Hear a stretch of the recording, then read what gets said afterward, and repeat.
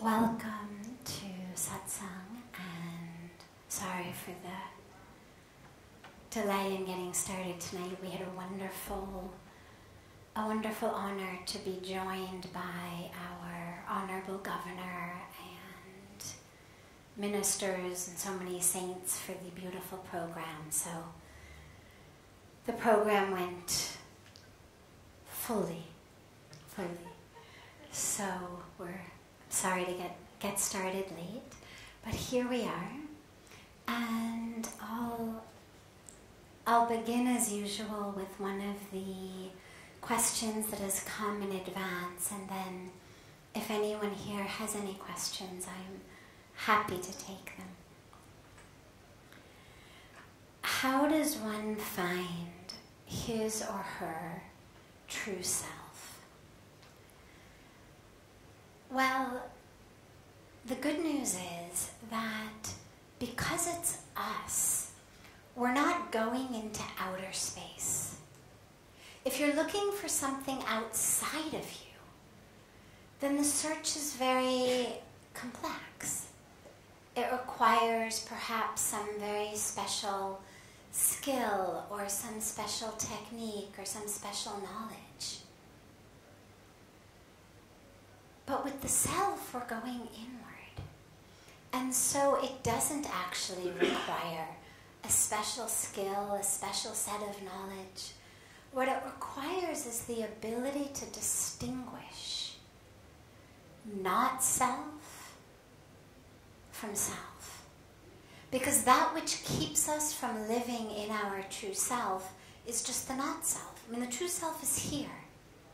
I'm not going to find my true self somewhere, lost in my garage or down the road or anywhere other than here.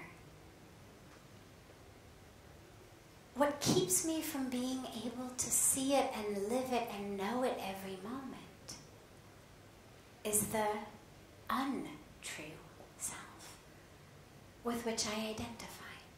So I've made this mistake of thinking that that which is not the real self is the real self. The body, the roles, the career, the money, the titles, all of that. And so then I have no idea who I am. Because I've convinced myself that I know who I am. If I go around and I say to you, who are you? You'll give me an age, you'll give me a culture, you'll give me a religion, you'll give me a job, you'll give me some relationships. Maybe you go deeper, you'll give me some psychological issues maybe. So maybe we get from your job to what you struggle with psychologically. But of course, none of that is the true self. But we've convinced ourselves that we know who we are. Oh, who I am is this age, this culture, this religion, that relation. The one with this addiction or that problem or this struggle. Or this skill, this knowledge, this lack. And that sense of being convinced is actually what keeps us from knowing our true self. And so the only thing required is the ability to distinguish between true and untrue. The meditation that we've been doing most nights in Satsang, this meditation of carrying the breath to the third eye, is a meditation that gives us the power of discrimination. That's what the Agya Chakra is the energy center of discrimination, not discrimination as in black and white or fat and skinny or beautiful and ugly or rich and poor, but discrimination of true and untrue. Untrue being that which doesn't last, that which comes and goes, that which is fleeting. So it's not a lie that you are the age you think you are. It's not a lie that you have the job you say you do, or the relationship you say you do, or the culture or religion you say you do. It's not a lie. It's just not the true truth. It's not the highest truth. It's not the real truth. And so what the third eye does, and the reason we work to open it, the reason that we worship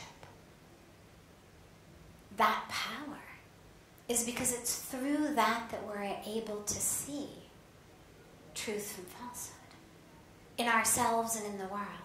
So with these two eyes, we see the world as objects. Nice looking young Indian boy. Nice looking young Indian girl. Nice gentleman. Right? This is what we see. Indian, non-Indian, boy, girl. CEO, window washer. Handsome, not handsome. This is what these two eyes see. And of course what we see leads us to judgment, which we were talking about the other night. It leads us, of course, to greed, to lust. I mean, all of the illusions, the aspects of ignorance from which we create actions that give us what we call bad karma, suffering. It's not because we're bad people or sinful people. It's because we falsely identified as the body. We identified as an object. We used only these two eyes to see the world. We misunderstood the world as objects. In that ignorance, we then acted out of it. So if the world are objects, well then either they are something I can use, either just for my own enjoyment or for getting ahead. Someone's a good contact. From someone I can get, a contract, I can do something. Someone's going to give me pleasure, enjoyment. Or someone is a hurdle on my path, an object I need to get out of the way. And out of either of those visions, we act. We act out of lust, out of greed, out of anger. That illusion that we have about the self, we carried into the world. And so the third eye, because of course it's not these two eyes' fault, it's just that they see only physical matter. They see light, they see shape, they see movement. The power of the third eye is the power of seeing the truth, seeing the divine, knowing, okay, yeah, look at that. The divine in the form of a nice young Indian boy. The divine in the form of a nice young Indian girl. But it's the divine in that form. It's the ocean having that wave, having this wave. It's the reflection of the sun in this vessel or that vessel. In which case, we're always aware that the wave is ocean, that the reflection is of the sun, that the vessel is one of the divine.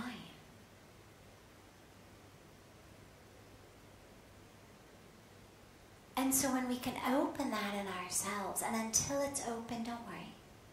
This is where we talk about wisdom, gyan, even until and unless I've had the experience, say, of knowing my true self.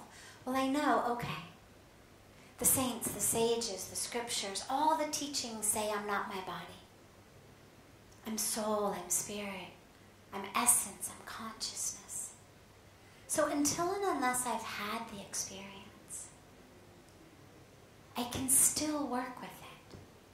I can still do practices of saying, not self. Not self. And in the removal of that which is not self, I'm left with that which is. So you peel back the layers of an onion. You just keep peeling them back, peeling them back, peeling them back. Until you get to what you could call not onion. Right? Not onion. You've pulled back all the layers. There's nothing left. What do you have? Not onion. Not false self. And in that space, we have the experience, the possibility for the experience of who we really are. But we have to remove that which we're not in order to experience that. And this is where practices of, for example, niti-niti. It's a beautiful meditation. It's just not this, not that, not this. So, I'm not my sari. Okay, we all know that. Nobody thinks they are their clothes. Spirituality 101, not your clothes. Next day, not my skin. Okay, we all know that. Get sunburned, you peel, get new skin. Nobody says, I feel like a new person. But you go even deeper. I'm not my blood. We know that. I donate blood, I receive blood. I'm not losing myself or gaining someone else's self. I'm not my organs. And you go, and it's a meditation practice. Literally, you're saying to yourself, not my clothes, okay, I believe that. Not my skin, I believe that. Not my blood, I believe that. Not my organs, I believe that. And you keep going. until you've gotten to the point of you're through with all the physical aspects. But then we get a little bit trickier. I'm not my emotions. I'm not my anger. I'm not my fear. I'm not my depression. Well, how do I know that? That takes place in my physical brain. Do something to impact the brain, ranging from taking medicine to taking illicit drugs to getting in an accident and being brain damaged to getting dementia. Anything that impacts the brain on a very purely physical level is going to impact how you feel emotionally. We know this. We know that you can go into the brain with metal probes. The brain doesn't actually have any pain sensors. And so should somebody be going in for, surgery anyway, once the scalp is off, they're actually able to go in with probes. And you can literally probe areas of the brain and make people cry. You can probe areas of the brain and make people angry.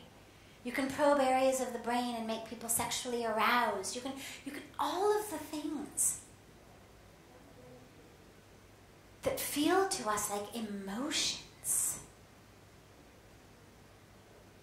Well, that's just what we've called them. That's the box we've put them in. We've said things that take place in the chemical and electrical workings in this part of my body, we're going to call emotions.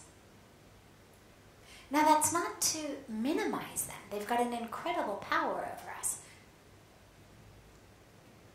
Impacts our physical body. What we think literally creates our physical world. So our thoughts have an incredible power. But the only way to harness that power is when we know we aren't our thoughts. If I am my depression, I am my anxiety. I am my fear. I am my childhood. I am what happened. I am my jealousy. I'm all these things. Well, I'm stuck. I'm the exact opposite of the free soul that all of the enlightened masters keep reminding us we are when they say, stand up. Be fearless. Well, that fearlessness can only come when I stop identifying with this. And so through neti, we literally, not the physical body, but then also not the physical, chemical, and electrical reactions in the brain. And you just keep peeling them back layer by layer. We know I'm not my thoughts because occasionally when I meditate, there's a space between my thoughts. I'm able to find some space between them. And if I were my thoughts, then I would cease to exist between thoughts. Every time I had that moment of thoughtlessness, if I am my thoughts, I would cease to exist. And if I ceased to exist, then who was the one having the next thought? Who was left to have a thought again? So I'm not my thoughts. And you literally just go. And eventually you're left with a spaciousness that the Buddhists tend to refer to as nothingness. The Hindus tend to refer to as everythingness. And it's in that spaciousness that we experience who we are. In that stillness. Because we have to get what we are not out of the way.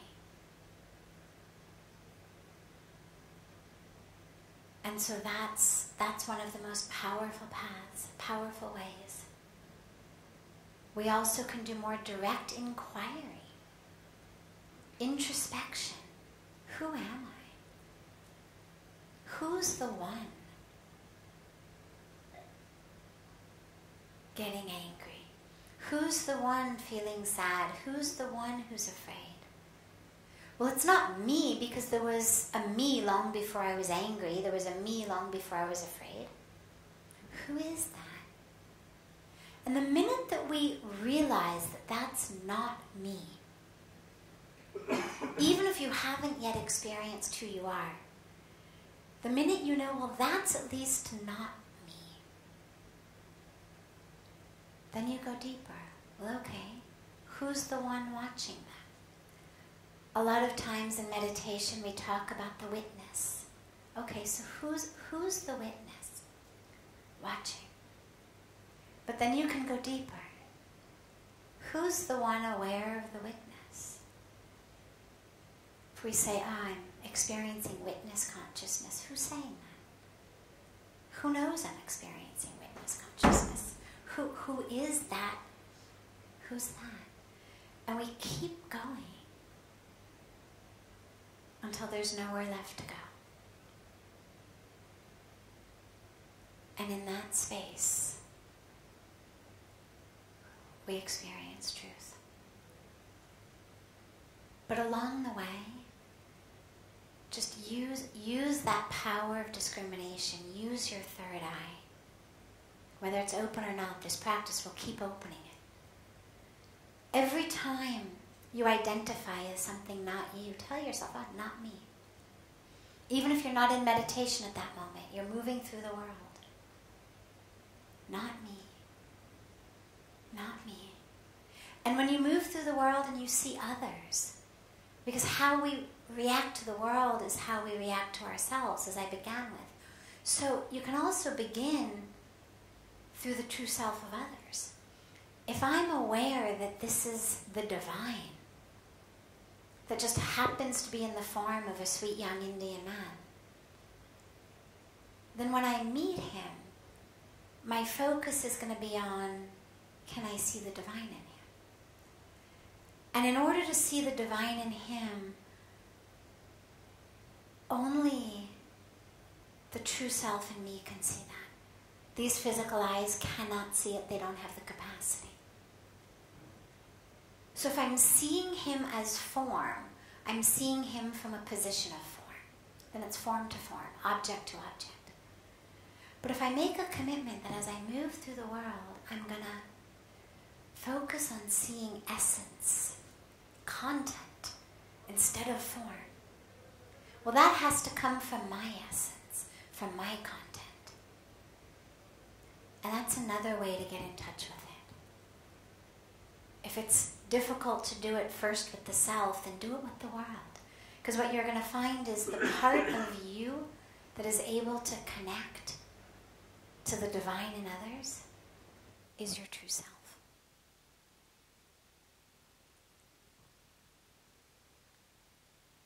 So we have time for one more question. Yes. Is something like passion is real, or it's just the patterns which we have acquired since our birth of our subconscious?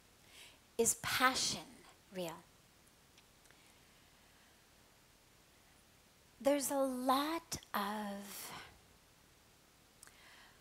of ways to talk about passion.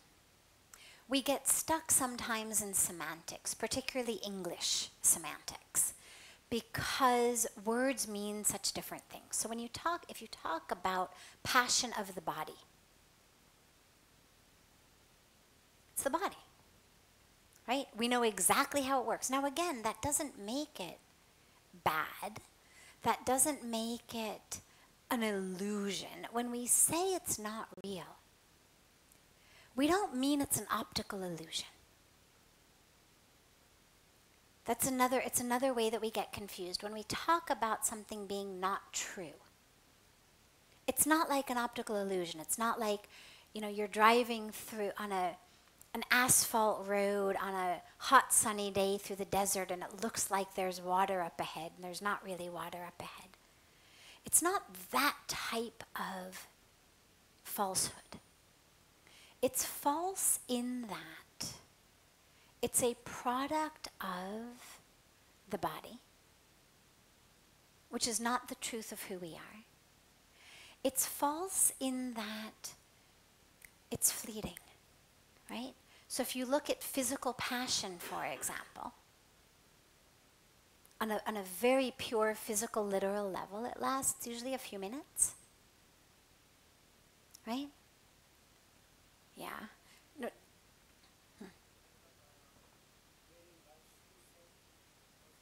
Okay, so we're going to get there. We'll get there. We're going to start on the most physical, then we'll get to things we have passion for.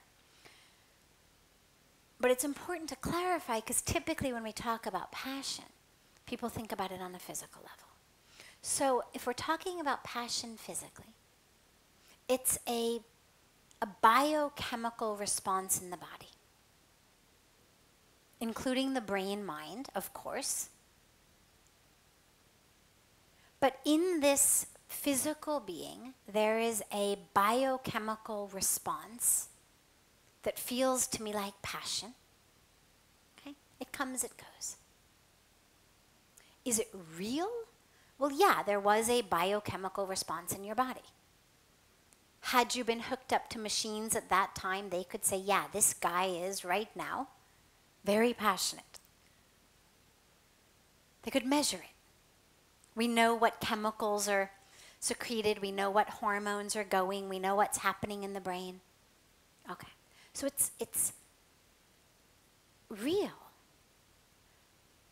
in that moment. It's real like a wave in the ocean is real.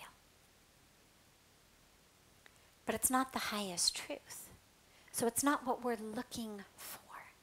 Because when we spend our lives on fleeting moment, fleeting moment, fleeting moment, fleeting moment, fleeting moment, then we never find the truth, that thread, that sutra. What's constant? What's consistent? What doesn't change? What doesn't go up and down? What doesn't require physical sensation? What doesn't require being filled? What's not an urge? Because the other thing about physical passion, last before we shift into the other type, is physical passion is rooted in the experience of I need you. That's what it is. In that moment, I need you. Which means who I am in that moment is not full, is not whole, is not complete. My passion that gets aroused, that gives me this, like I'm looking at the world through a toilet paper tube. Literally, this is what passion/lust on a physical level does. Love is expansive. Love broadens our vision. Lust does this. Gotta have it, gotta have it, gotta have it, gotta have it. I need you, I need you. This is what that is. In that moment, in that experience, me, as a self, is experiencing a lack of wholeness, fullness, completeness, because I need this in order to feel, right? That's the, okay, now I've got this from you. Then we go into a passion for doing things. Whatever it may be. You gave a few examples, but there's lots of things we could be passionate about doing. By all means, look, just because we are a soul, or we are soul, we are essence, we are consciousness, doesn't mean we don't have a body. Living as essence, as soul, as consciousness doesn't mean thou shalt not enjoy a sunset, thou shalt never make music or art.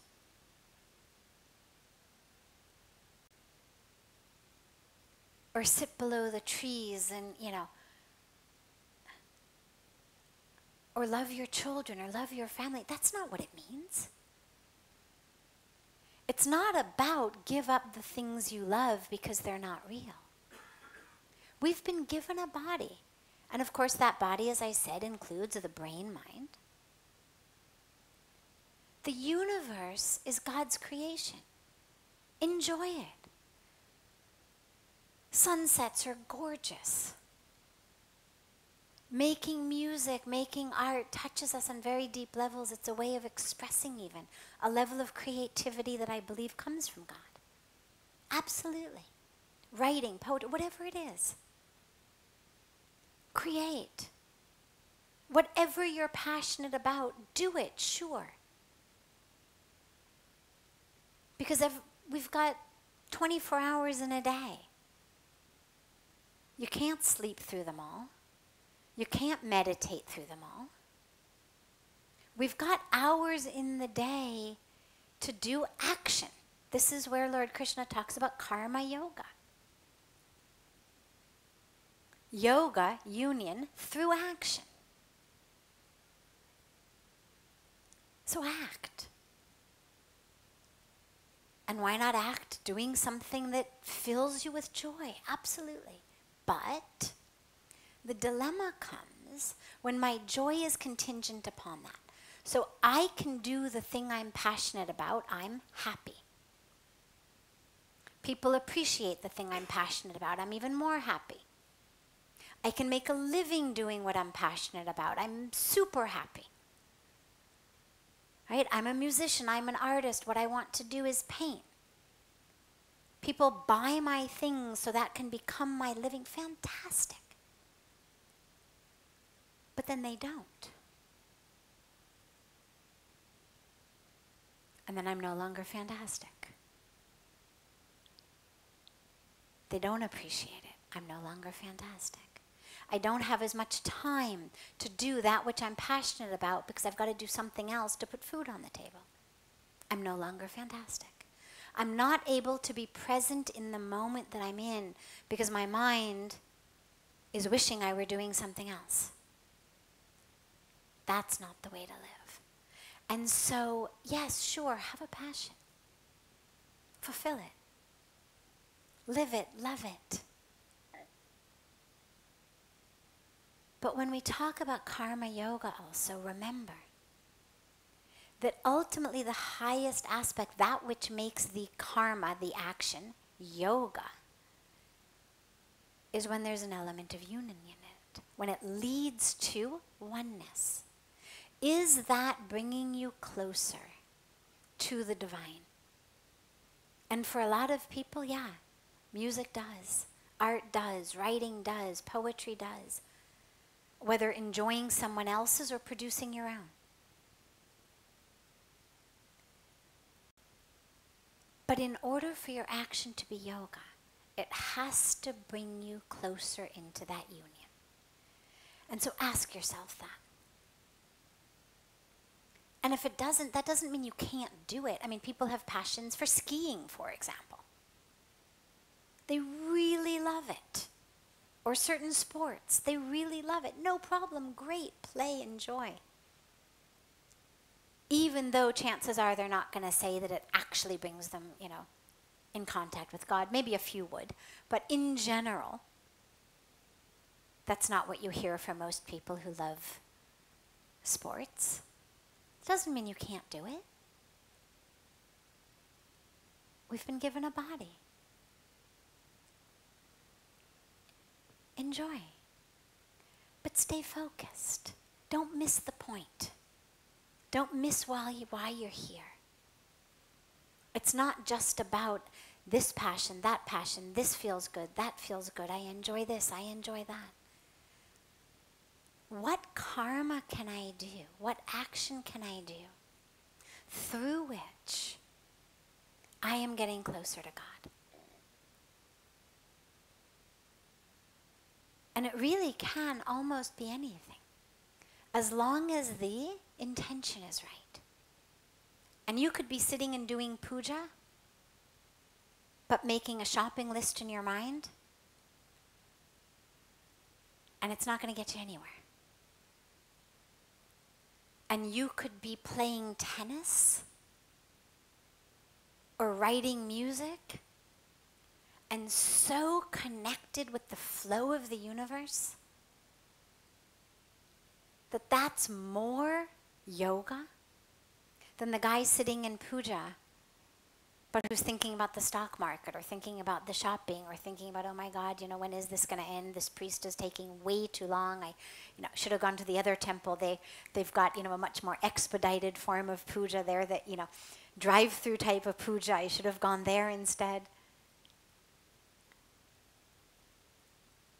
It's about the intention and the attention. And that's what makes what we do yoga. I'm going to take your next question tomorrow, if it's okay with you. We started so late and we're a bit over time, but we can start with your other question tomorrow. Wonderful. Have a beautiful rest of your evening, everyone, and we'll see you tomorrow, and we'll be back on our regular time by tomorrow.